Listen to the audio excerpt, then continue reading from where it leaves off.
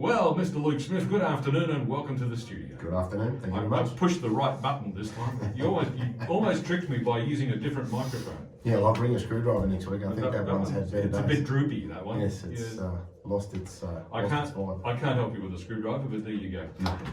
The only kind of screwdriver I could possibly help you with is a vodka and orange juice.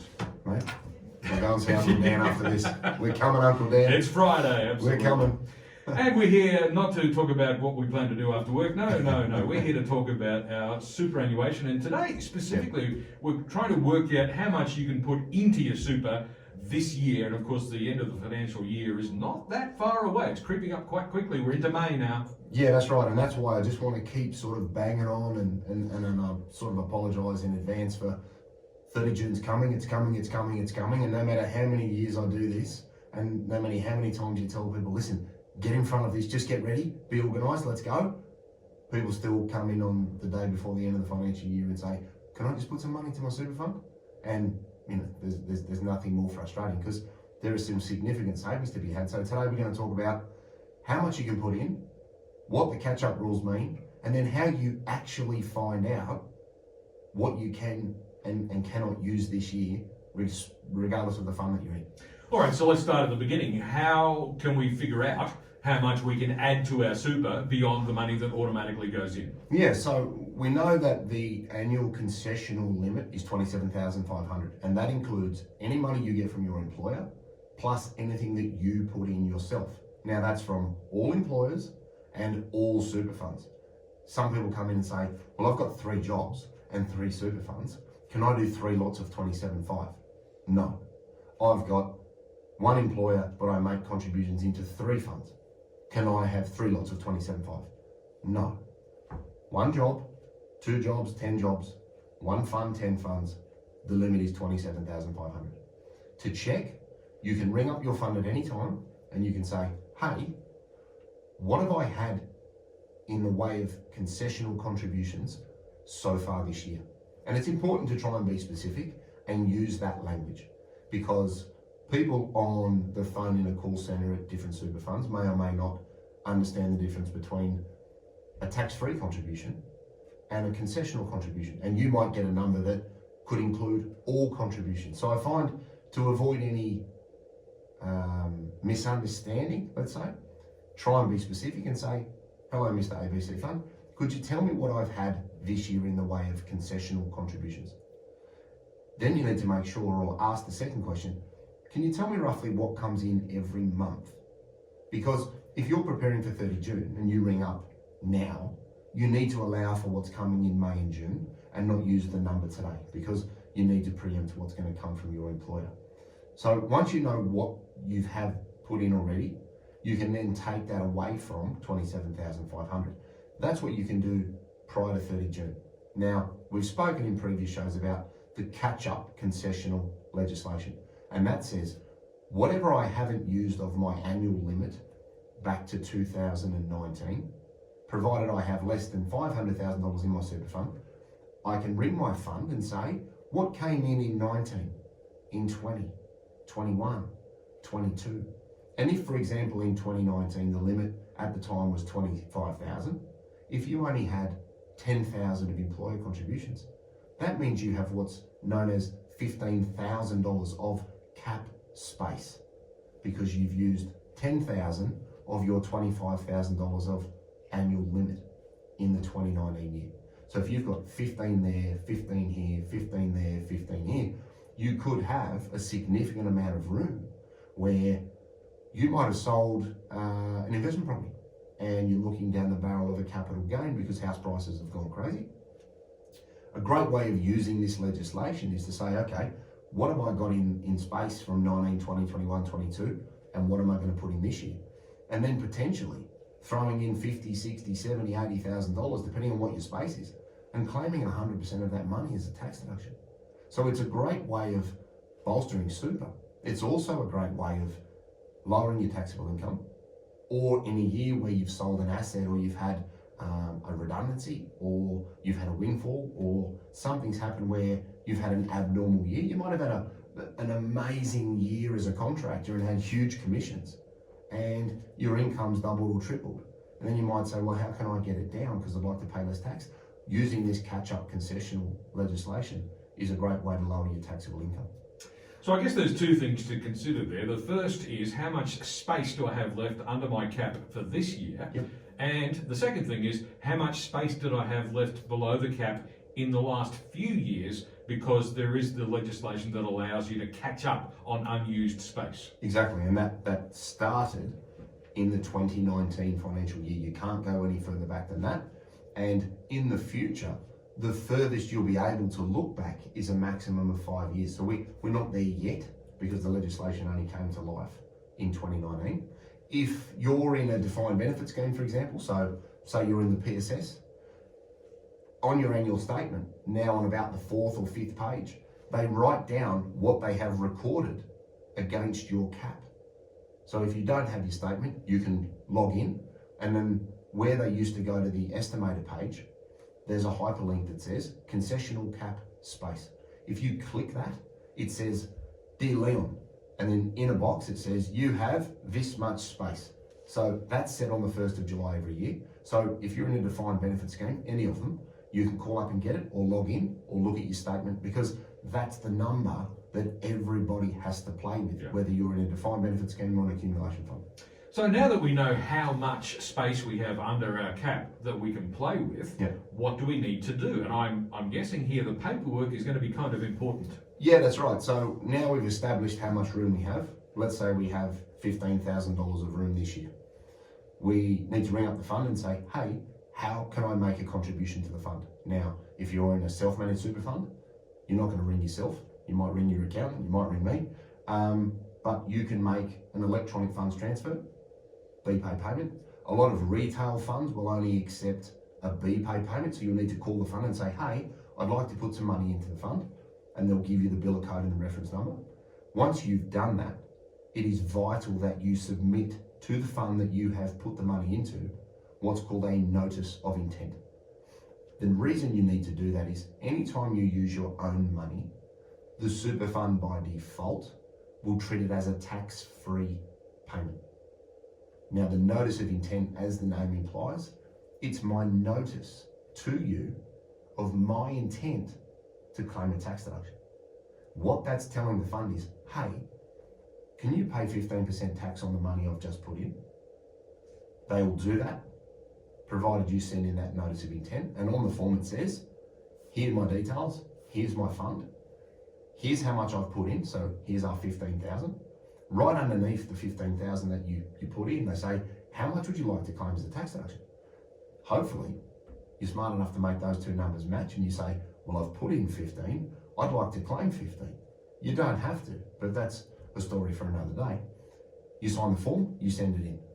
The fund will then write back to you and say, hey, Leon, thanks very much for that. We've treated this appropriately. Now, that communication that you get back from the fund, it's very important that you give that to your accountant, because that then says, hey, the super fund has treated this correctly.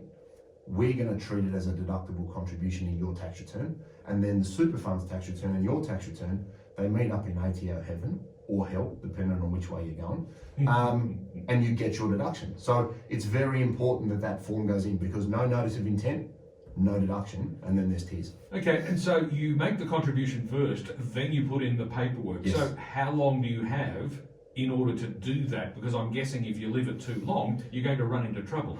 Correct, that's right. You need to do it in a timely manner, because once the super fund lodges its tax return, it's very hard to unravel that and it becomes an administrative nightmare. So I generally say to people, if you've put the money in, give it a day or two to clear and then send the paperwork in. Most funds now will take electronically.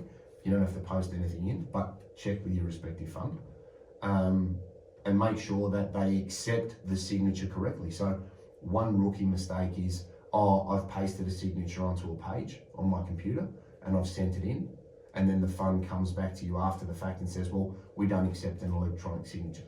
So check with your fund as to what signing mechanism they will accept. Some will want old school wet signature with a pen, but then they'll take a scanned copy.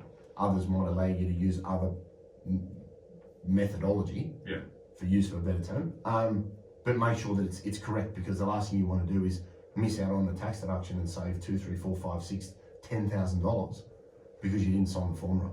So just pays to just ask the question. Yeah, it's always important to get the paperwork just right, isn't it? Well, it's funny how many, best laid plans fall over because you got a little sloppy on the tail end, thinking you've done 95% of the work, and that 5% of the transaction is the most important part of it. So it just pays to ask, like assuming, oh, my work will put this in.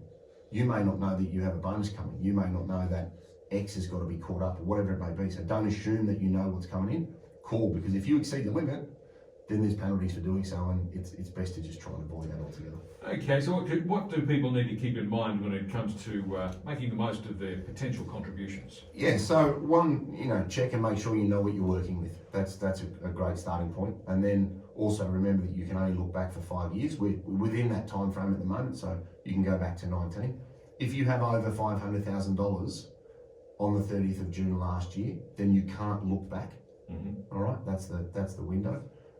But you can, for example, make a pension payment this year, bring down the balance of your fund so that next year it's available to you. So that's a story for another day, and we'll make that maybe another show in a couple of weeks. Don't push your taxable income too low. So it's great. I love it when people come in and they say, I've put $27,500 in, I'm building up my super. That's wonderful. That behavior is awesome. But not if your taxable income is $60,000, because now a $27,500 total contribution has pushed your taxable income below 15%.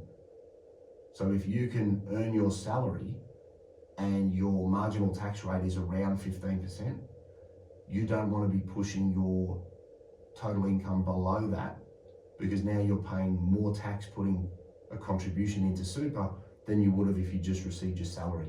Right. So just be mindful of your tax position.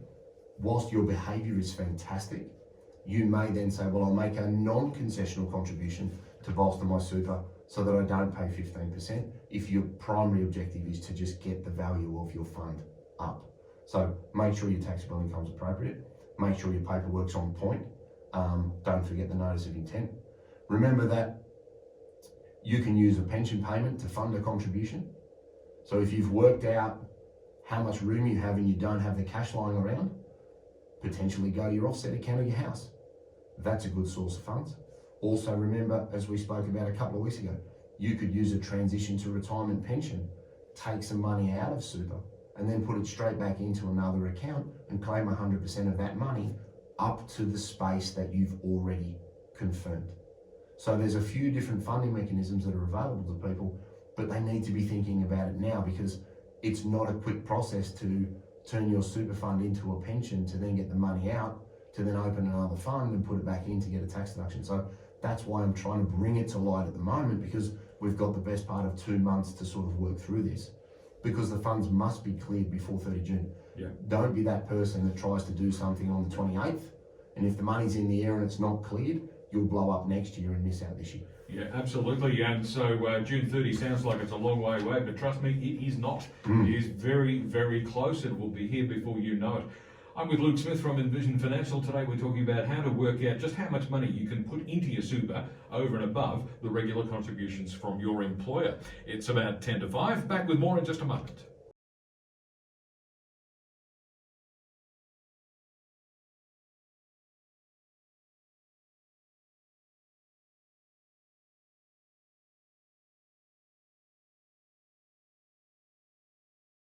Well, it's about 7 minutes to 5 now. Luke Smith from Envision Financial is with me in the studio, and today we're talking about how you can work out how much you can put into your super this year, making use of something known as the cap.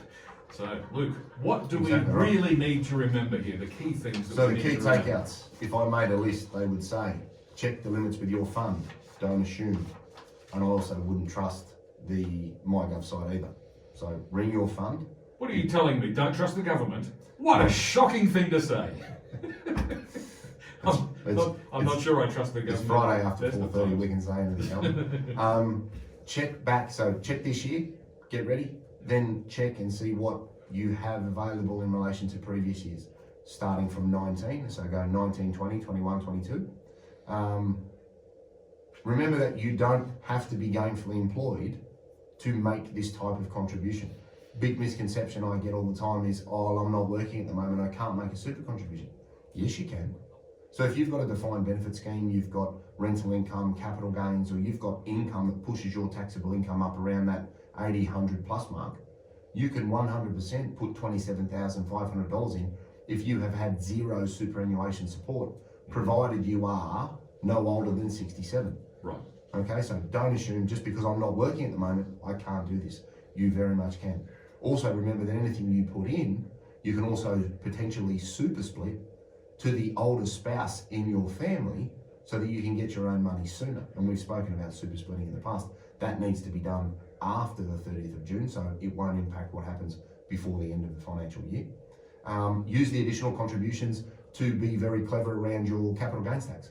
If you've got huge bonuses, you've been made redundant, this is your final year of working, you've got a chance to try and reduce the tax payable on that big lump sum of accumulated leave that you had cashed out from your employer.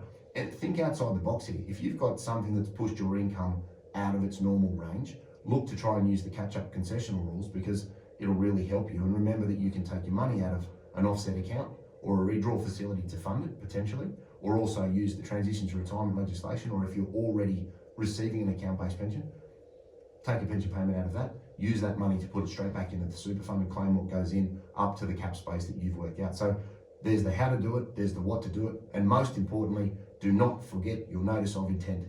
No form, no deduction. Yes, that is perhaps the most important component of the whole process. Notice of intent. Make sure you do not forget that step, otherwise the whole thing is for nothing. Yes. All right, Luke, where can listeners get more information? Yes, so office number 6260-4749. We've got envisionfinancial.com.au on the internet. We've got the podcast, The Strategy Stacker, Luke Talks Money on iTunes and Spotify. We have the YouTube channel, Envision Financial Canberra, where we've got all of the shows and all of the key takeouts before and after the ad break. We've got the TikTok handle, The Strategy Stacker, and all of these strategies are obviously included in Smart Money Strategy, your ultimate guide to financial planning, available on Amazon, Booktopia, Dimmix, QBD, Harry Harthog, and I believe Amazon and Booktopia have just restocked. So thank you very much. I appreciate the support. That means that somebody's learning something in preparation for 30 June, and all of these strategies and the do's and don'ts are all in the book, so check it out and it'll lay it out for you there. Fantastic. Smart Money Strategy, your ultimate guide to financial planning, available now in all the good bookstores, also easily available online. If there's one thing that you want people to get out of your book, what would you say it is? Don't assume. I think that's the most important thing. I think we went to the trouble of writing over 400 pages of laying out stuff, because it kills me when people come in and go, well, I can't do that because of this, or I can't go over this limit, or I have to be 67. And they confuse ages of different brackets. They might confuse Centrelink and super rules. If you can read the book and take something from it, which I'd be surprised if you can't just take one little good thing, don't assume. I think assumption can be very expensive. The other thing I'd like to say is do a little something a little sooner. You don't have to do one of everything. Just do something, be consistent, because it's the consistency that will get you over the line, because time is your friend.